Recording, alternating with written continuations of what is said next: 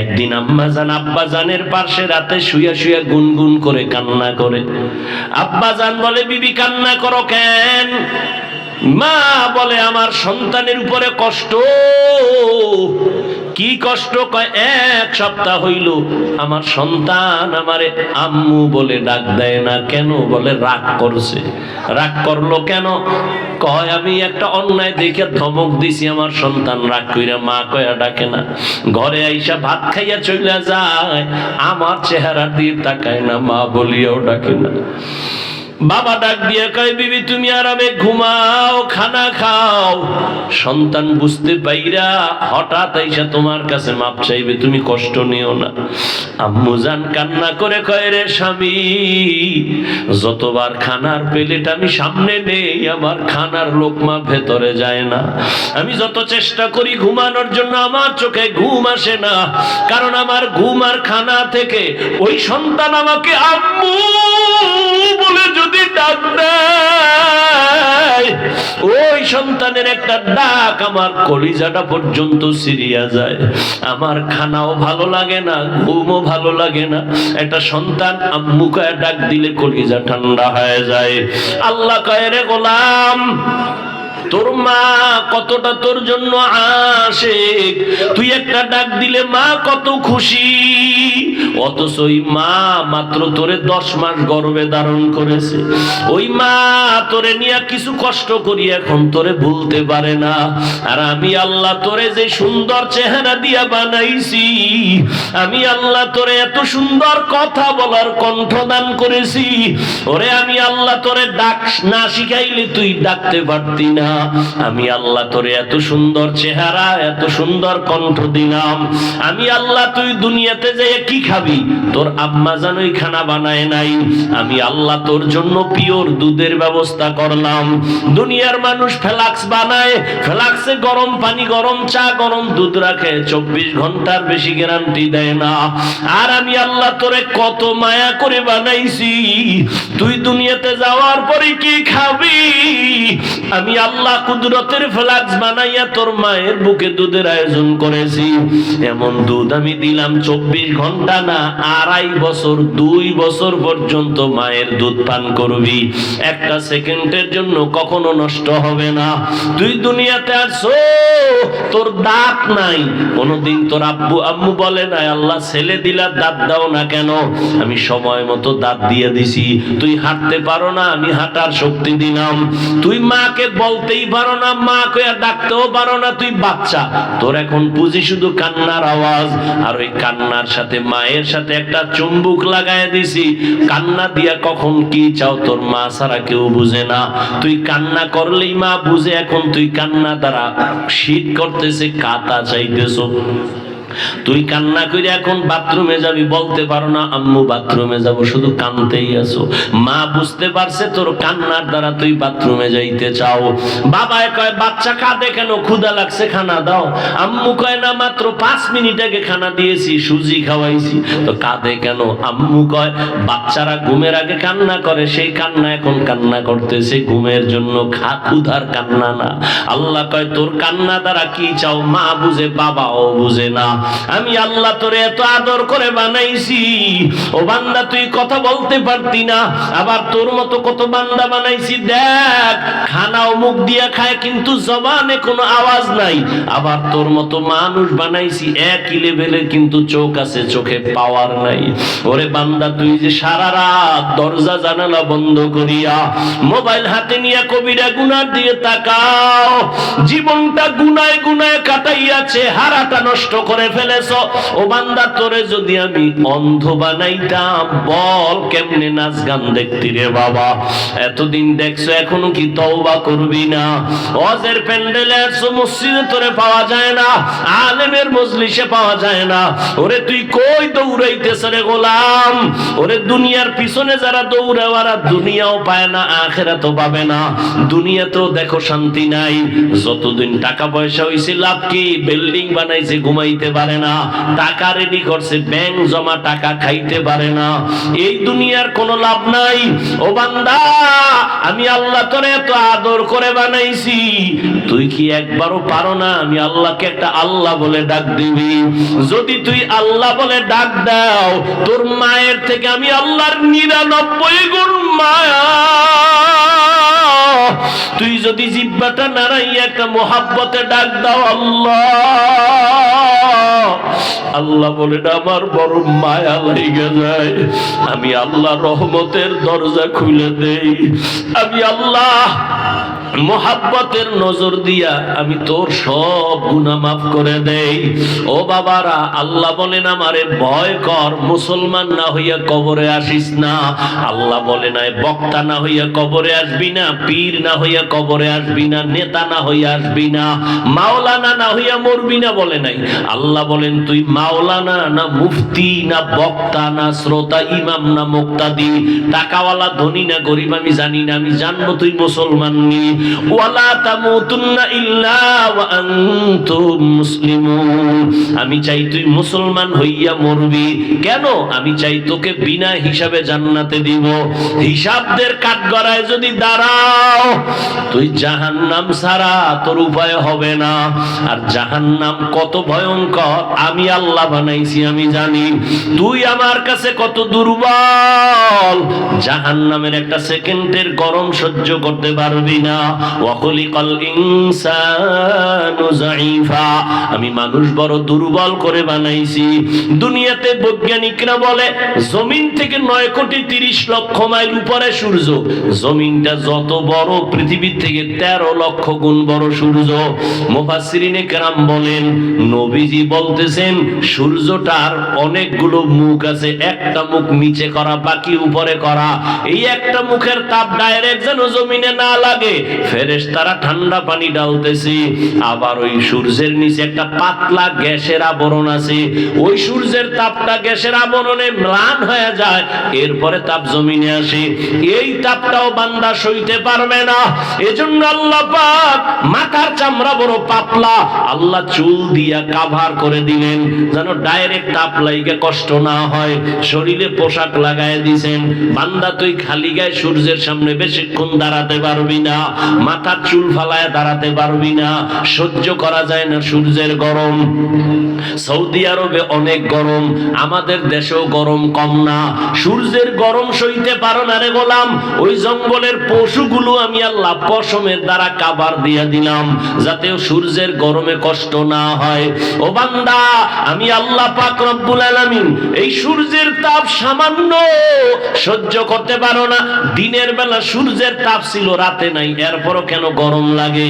ফ্যানের বাতাস না দিলে ঘুম হয় না, আবার এসিও চালানো লাগে, এত গরম। আল্লাহ পাক বলেন কিয়ামতের দিন ও নবী জানায় দেন এই সূর্যটা মাথার উপরে নামায় দিব। আল্লাহ নবী বলেন আল্লাহ অর্ডার করবে সূর্য তোর উপরে যত মুখ ছিল সব নিচে কর, যত তাপ আছে সব তাপ ছেড়ে দে। সব তাপ ছেড়ে যখন দিবে এই জমিনটাই হবে কিয়ামতের মাঠ। মক্কার পাশে আরাফার ময়দান হবে, আল্লাহর স্টেজ হবে, বিচারের আদালত। আল্লাহ অর্ডার করবে সূর্য তাপ ছেড়ে দাও। সূর্যের গরমে রহমতের নবী চোখের পানি ছেড়ে কান্না করেন। সূর্যের গরমে মাটির জমিনটা পুরিয়া তামা হয়ে যাবে। অনেকে প্রশ্ন করছে স্বর্ণ হবে না কেন, রূপা হবে না কেন, তামা হবে কেন? রূপাও তো হতে পারে, স্বর্ণ হতে পারে, পিতল হতে পারে, তামা হবে কেন? মুফাসসিরিনে কেরাম এটার রহস্য বলছে স্বর্ণের মধ্যে ওই গুণ নাই, তামার মধ্যে যে গুণটা আছে, তোমার রূপার মধ্যে ওই গুণ নাই, পিতলে ওই গুণটা নাই। বলে কি কয় লোহার এক মাথা গরম হলে ভিন্ন মাথা গরম হয় না, স্বর্ণের এক অংশ গরম হলে ভিন্ন অংশ গরম হয় না, বড় একটা রূপার অংশ এক মাথা গরম করলে ভিন্ন মাথা গরম হয় না। কিন্তু তামা এমন একটা আল্লাহর পদার্থ, এক পার্শ্বে যদি গরম শুরু হয় পুরাটাই গরম হয়ে যাবে সমানভাবে। গরম তামা হবে জমিন, মানুষগুলো সব উলঙ্গ দাঁড়াবে, নারীরাও উলঙ্গ, পুরুষেরাও উলঙ্গ দাঁড়াবে। নবীজি একদিন আম্মাজান আয়েশার ঘরে বৈশা কান্না করতেছেন। আম্মাজান আয়েশা বলেন, ইয়া রাসূলুল্লাহ, আমি আয়েশার কোনো বেয়াদবির কারণে আপনি কষ্ট পাইয়া কাঁদেন? কয় না না। তো কেন কাঁদেন? বলে, কিয়ামতের ময়দান যেদিন শুরু হবে আমার উম্মতের কেমন হালাত হবে সেই ভয়ে কান্না করতেছি। কি হালাত? আম্মাজানকে নবী বলেন, ও আয়েশা, কিয়ামতের ময়দানে সব উলঙ্গ দাঁড়াবে, সূর্যের গরম, আর একদিকে জাহান্নামের আওয়াজ। জাহান্নাম এমন বড় বড় আওয়াজ দিবে, নবী বলেন হাসরের ময়দানটা থর থর করে কেঁপে উঠবে। আবার আল্লাহ রাগ হয়ে একটা আওয়াজ দিবেন, লিমানিল মুলকুল ইয়াউম লিল্লাহিল ওয়াহিদিল কাহ্হার। ও দুনিয়ার রাজা বাদশারা নেতারা বলো, আজকের এই আদালতের রাজত্ব কার? আল্লাহ পাকের আওয়াজে এমন বিকট হবে কেউ জবাব না দিয়া বেহুশ হয়ে যাবে। আল্লাহ নিজে জবাব দিয়া বলবেন, মহা রাগে রাগান্বিত আল্লাহ। সূর্যের গরম, জাহান্নামের আগুনের আওয়াজ। নবী কান্না করে, ও আয়েশা, এমন অবস্থা যখন হবে নবীদের কোনো গুনাহ নাই, তারাও কান্না শুরু করবেন। আদম নবী উম্মতের চিন্তা বাদ দিয়া নিজের চিন্তায় কাঁদবেন। মূসা নবী কান্না করবেন, ইব্রাহিম নবী কান্না করবেন। সব নবীদের কান্না কি উপায় হবে আজ? আল্লাহ তো রাগ হইয়া গেলেন, একটা ঘোষণা দিয়ে দিলেন, আজ আল্লাহ কঠিন রাগ। এখন আমাদের উপায় কি হবে?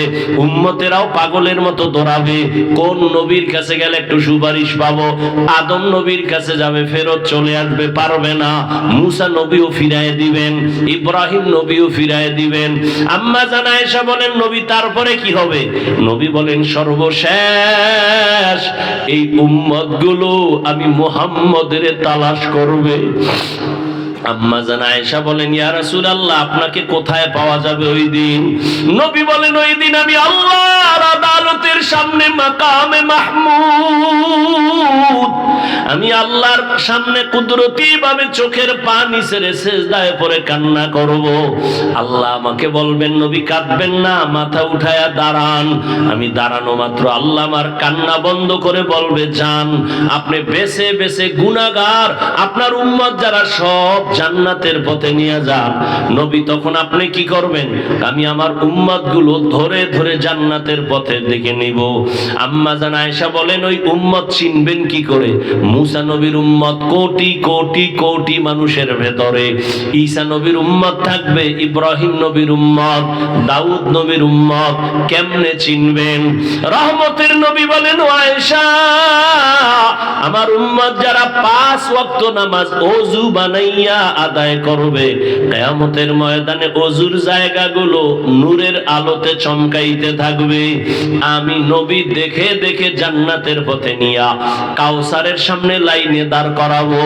আমি নবী নিজের হাতে কাউসারের পানি পেয়ালা ভরে ভরে দিয়া আমার উম্মতের পান করায় বলবো, যাও, জান্নাতের গেটে একটা ওয়েটিং রুম আছে, ওখানে বসো। আমি নবী না আসলে তালা কেউ খুলবে না, তালার চাবি আমার হাতে, যাও ওখানে গিয়া বসো। আল্লাহর নবী এভাবে লাইনে পান করাইতে করাইতে হঠাৎ দেখো একটা পর্দা পড়ে গেছে, মাঝখানের পিছনে আরো লোক আছে। নবী বলবেন, ও ফেরেশতা, আমার উম্মত শেষ? কয় না, এখনো আছে। তো পর্দা দিলা কেন? নবীকে ফেরেশতারা বলবেন, ইয়া রাসূলুল্লাহ, এই উম্মত গুলো আপনার, তবে সুন্নতের জবাই করেছে, নিজেও নামাজ পড়ে নাই, অন্যে নামাজ পড়তো তাও পছন্দ করে নাই, নিজেও হালাল খায় নাই, অন্যে হালাল খাইতো তাও পছন্দ করে নাই, নিজেও পর্দা করে নাই, অন্যে পর্দা করতো তাও পছন্দ করে নাই, নিজেও জিকির করে নাই, অন্যেরা জিকির করে পছন্দ করে না, নিজেও নবীর সুন্নাত মানে নাই, অন্যে সুন্নাত অনুযায়ী চলতে গেলে তাও পছন্দ করে না। নবী বলেন, তখন আমি একটু রাগ হইয়া উম্মতের ভাগায়া দিয়া বলবো, সোহকান সোহকালিমান গায়রা মিন বাদি, ভেগে যাও রে উম্মত, আমি তোমাদেরকে উম্মত বলে স্বীকার করি না। ও নোয়াখালী, ও বাংলা বাজারের মা বোনেরা, ও যুবক বাবারা, বৃদ্ধ বাবাজিরা, কিয়ামতের ময়দানে যদি বেনামাজির কাতারে দাঁড়াই, কিয়ামতের ময়দানে যদি আমার নবী তারাইয়া দেয় আর ওই কাতারে পড়িয়া যাই, সাথে সাথে আমার আল্লাহ পাকের আওয়াজ ফরজ। আল্লাহ বলবে জাহান্নামের ফেরেশতারাই বেনামাজি ওই বেপরদাওয়ালাদের জাহান্নামের শিকল দিয়া বাঁধো। ওয়াসিকাল্লাযীনা কাফারু ইলা জাহান্নামা যুমারা হাত্তা ইযা জাউহা ফুতিহাত আবওয়াবুহা ওয়াকালা লাহুম খাযানাতুহা আলাম ইয়াতিকুম রুসুলুম মিনকুম ইয়াতলুনা আলাইকুম আয়াত। জাহান্নামের শিকল লাগাইয়া এরপরে লাইনে দাঁড় করাইবে গুনাহগার। ওদের বাম হাতে আমলনামা দিব, তবে সোজা হাতে গুনাহগারের আমলনামা দিবেন না। আল্লাহ তখন রাগ হয়ে অর্ডার দিবে, এই গুনাহগার বেনামাজির বুকের মাঝে ছিদ্র করিয়া বাম হাত ঢুকাইয়া পিঠের দিকে হাতটা বের করো। আল্লাহর অর্ডারে ফেরেশতারা সাথে সাথে গুনাহগার দিরে ধইরা বুকের মাঝে ছিদ্র বানাইয়া বাম হাত ঢুকাইয়া পেছনে নিয়ে যাবে। আল্লাহ তখন পেছনের হাতে আমলনামা দিয়া বলবে, ইকরা কিতাবাকা কাফা বিনাফসিকাল ইয়াউমা আলাইকা হাসিবা। এ গুনাহগার, দেখ আমলনামায় জীবনে কি করছো, অন্ধকারে কতটা গুনাহ করছো, সব এখানে লেখা আছে। তখন ফেরেশতারা বলবে, আল্লাহ এই বান্দার হাত পেছনে, আমলনামা পেছনে, চোখ তো সামনে, কেমনে পড়বে? আল্লাহ আবার রাগ হয়ে বলবে, ওই গুনাহগারের ঘাটটা ধরিয়া মোচড় দাও, মোচড় দিয়া পেছন দিকে ফিরাইয়া দাও। ও আল্লাহর বান্দারা, যদি তুমি মনে করো হুজুরদের কথা মিথ্যা, তাহলে তোমারও আযাব নাই, আমারও কোনো আযাব নাই। আর যদি বলো সত্য, আর সত্যতার দলিল তো কোরআনে আছে, হাদিসে আছে, আবার আল্লাহ কিছু নগদ দেখাইছেন। এই বাংলাদেশে কত কবরে আগুন দেখা গেছে, কত কবরে ধোঁয়া দেখা গেছে, আবার কত কবরের লাশ 30 বছর পর কাফনটাও তাজা পাওয়া গেছে। যত কবরের লাশ কাফন সহ তাজা, সব নামাজিদের লাশ। আর যত কবরে আগুন আর ধোঁয়া, সব হলো বেনামাজিদের লাশ। ও আমার কলিজার যুবক, স্কুলে পড়ো, কলেজে পড়ো, চাকরি করো, ব্যবসা করো, আমি তোমাকে একবারও বলি নাই তুমি আমার মতো পাস করলি লাগাও। আমি কওমি মাদ্রাসার সন্তান, তুমি স্কুল ছেড়ে কওমিতে যাও বলি নাই। আমি তাবলীগের লাইনে সন্তান, পীরের মুরিদ, তুমিও তাবলীগে যাও, পীরের কাছে যাও, একবারও বলি নাই। বরং আমি আশ্বাস দিয়ে গেলাম, রে যুবক, স্কুলে পড়ো, কলেজে পড়ো, দোয়া করিয়া যাই, ডাক্তার হইও, ইঞ্জিনিয়ার হইও, প্রফেসর হইও, একজন সফল ব্যবসায়ী হও, একজন সফল চাকরিজীবী হও, ডাক্তার হও, কোনো বাধা নাই, ইঞ্জিনিয়ার হও, কোনো বাধা নাই। তবে দাবি আমার বেয়াদব হইও না। তোমার ব্যবহারে কোনোদিন যেন মা বাবা কষ্ট না পায়, তোমার আচরণে কোনোদিন যেন তোমার শিক্ষক কষ্ট না পায়, তোমার ব্যবহারে কোনোদিন উলামায়ে কেরাম যেন কষ্ট না পায়। কারণ তুমি যদি মানুষের বরদোয়া নিয়ে আগাইতে থাকো, মা বাবার বরদোয়ায় তোমার পঙ্গু হইয়া মরা লাগবে, আর শিক্ষকের বরদোয়ায় তোমার বিদ্যা সব ধ্বংস হয়ে যাবে, উলামায়ে কেরামের বরদোয়া তোমার জীবনটা ধ্বংসের পথে চলে যাবে। ও আল্লাহর বান্দারা, তোমার লাইনে কত যুবক জীবনে মাদ্রাসায় পড়ে নাই, আলিফ বা তাও শিখে নাই, স্কুলে পড়ে, কলেজে পড়ে, 5 ওয়াক্ত নামাজ পড়ে, সত্য কথার সাক্ষী দেওয়া আসেনি। আর ওয়াজের দরকার নাই। তুমি নিজেরে জিজ্ঞাসা করো, তোমার মতো যুবক যদি স্কুল কলেজ জেনারেল লাইনে থাইকা নামাজ পড়ে, তুমি কেন পারো না? তোমার উপরে কি কারো মনের কষ্ট, অভিশাপ লাগছে না? আল্লাহ বেজার হয়ে গেল? তোমার মতো যুবকরা আবার army, police, BDR, doctor, professor, engineer, OC, DC, SP, 5 ওয়াক্ত নামাজি অভাব নাই। কলেজে লেখাপড়া করে দাড়িওয়ালা নামাজি যুবকের অভাব নাই। তুমি কেন পারো না রে বাবা? তোমার মতো যুবক রাস্তায় গাড়ি চালায়, নামাজ ছাড়ে না। তোমার মতো যুবক কৃষি কাজ করে, নদীতে মাছ ধরে, নামাজ বাদ দেয় না। বলো, তুমি কেন নামাজ পড়তে পারো না? তোমার জীবন নিয়ে কি কোনো চিন্তা নাই? তোমার কি কোনো ভবিষ্যৎ নাই? আল্লাহ না করুন আজকে তুমি বাবারটা খাও, এই তো তোমার বাবার ব্যবসায়ী বাহাদুরি। আল্লাহ না করুন যদি তোমার বাপ কালকে মারা যায়, তা তো পুরা চাপ তোমার মাথা। কিন্তু চরিত্র যদি ঠিক না রাখতে পারো, জীবনটা তোমার মরার আগে ধ্বংস হয়ে যাবে। কারণ চরিত্র যার ঠিক নাই, দুনিয়ার কেউ তারে ভালো জানে না, ওর দোকানেও যাবে না, ব্যবসার সাথেও কেউ অংশ নিবে না। ও আমার যুবক বাবারা, এজন্য মা বাবার দোয়া নিয়ে সামনে আগাও। জীবনে বয়ান তো কম জানো না, কম শুনো না রে বাবা। কি লাভ হবে যদি নামাজ ঠিক মতো না পড়ো? মনের বুঝাও রে মন, আমার মতো যুবক জেনারেল লাইনে থাইকেই যদি নামাজ পড়ে আমি কেন পারি না? আল্লাহর কাছে তওবা করো। জীবনে তো কম নামাজ ছাড়ো নাই, দাড়ি কম কাটো নাই, বেপরদায় কম চলো নাই। মনে চাইছে নামাজ পড়বা না, পড়ো নাই। মনে চাইছে পার্কে যাবা, দৌড়ায় চলে গেছো। মনে চাইছে গুনাহ করবা, করেছো। এখনো কি তওবা করবা না রে বাবা? মা বাবার দোয়া নিয়ে সামনে আগাইও রে যুবক। ওই মা বাবার দোয়া ছাড়া কোনোদিন সফলতা অর্জন হবে না। উলামায়ে কেরামের দোয়া, শিক্ষকদের দোয়া নিয়ে আগাইও। ও আল্লাহর বান্দিরা, পর্দার আড়ালের মা বোনেরা, আপনাদের সন্তানদের যত বয়ান আমি শুনাইলাম, আপনার দোয়া ছাড়া, চেষ্টা ছাড়া সন্তান আগাইতে পারবে না। আপনার মতো কত মা দামি এ দুনিয়ায় এখনো আছে, নামাজ ছাড়ে না, বেপর্দায় চলে না, মোবাইলে চরিত্র বিক্রি করে না, স্বামীর মাল হেফাজত করে, সন্তানগুলো আদর্শওয়ালা বানানোর চেষ্টা করে। আপনি কেন পারবেন না রে মা? ও বৃদ্ধ বাবাজিরা, আপনার মতো বুড়ারা মসজিদে গিয়া নামাজ পড়ে, আপনি কেন পারেন না? ও ব্যবসায়ী ভাই, আপনার মতো কত ব্যবসায়ী মিথ্যা কথা বলে না, কাস্টমারের ধোকা দেয় না, নামাজ ছাড়ে না, আপনি কেন পারবেন না?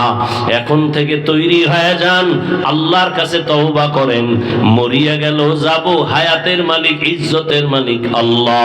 আর নামাজ ছাড়বো না, বেপরদায় চলবো না, আর দাড়ি কাটবো না, আর মা বাবার সাথে বেয়াদবি করব না। শিক্ষক মুরব্বীদের দোয়া নিয়া, উলামায়ে কেরামের পরামর্শ নিয়া, নবীজির তরিকা মেনে চলবো, গুনাহ মুক্ত হইয়া, আল্লাহর ভয় তাকওয়া নিয়া, মুসলমান হইয়া, জান্নাতি হইয়া কবরে যাব। তওবা করার যদি কারো অন্তর নিয়ত তৈরি থাকে, মুনাফিকি না থাকে, যাদের অন্তর তৈরি আছে, আর নামাজ ছাড়বেন না, বেপরদায় চলবেন না, দাড়ি কাটবেন না, মা বাবারে কষ্ট দিয়া বরদোয়া নিবেন না, উলামায়ে কেরামের দোয়া নিয়া, শিক্ষকের দোয়া নিয়া, নবীর তরিকা মেনে চলবেন। তওবার নিয়ত যাদের আছে, দুটো হাত আল্লাহকে দেখাইয়া দাও।